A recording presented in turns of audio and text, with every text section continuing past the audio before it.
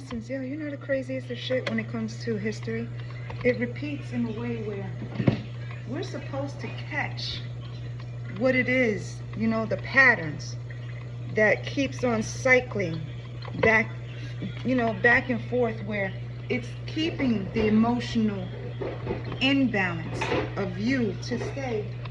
in balance, you know. It's the parasites within our lineages, you know, where we're the ones that just shut our eyes or, you know, close our ears and harden our hearts for the shit that, you know, we actually let continue. You know, it's the mindsets from that was set to accept not only deprivation but poverty too, whereas the minds were manipulated by our own, because our own actually accepted, you know, to turn in those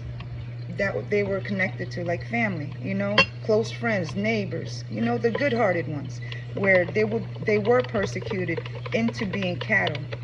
you know, into being part of the labor force. Hence now, you know, it's the spirit of, it's the parasite, it's the infection, it's the diseases that keep spreading, whereas we got to keep fighting internally and externally to find all of nature, you know, to keep us healthy and grounded, whereas the envy, jealousy, you know, the demonic entities of gluttony, um, anything that just is negative or toxic, that keeps the imbalance of the heart and mind to stay confused, where we accept everything in here. We will sit at every table eating every poison and drinking every cup of piss with the illusion that it is good for us, with the mindset that everything that was given, the chitterlings, the scraps, the shit, you know, masked in gold tinfoil, you know,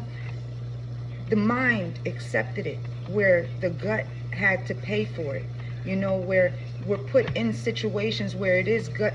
fight or flight, because it's family and it's friends, yo. It's deep in the blood, where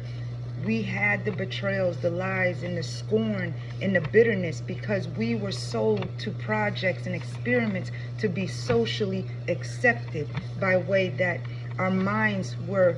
put in so many categories to be something that we've never been. You know, it's like really understanding that once we eliminate those in our families that we kept quiet and hushed about, you know, whereas they didn't grow to be the ones to be in power, you know, to hide all the shit that we hid in our families, whereas, you know,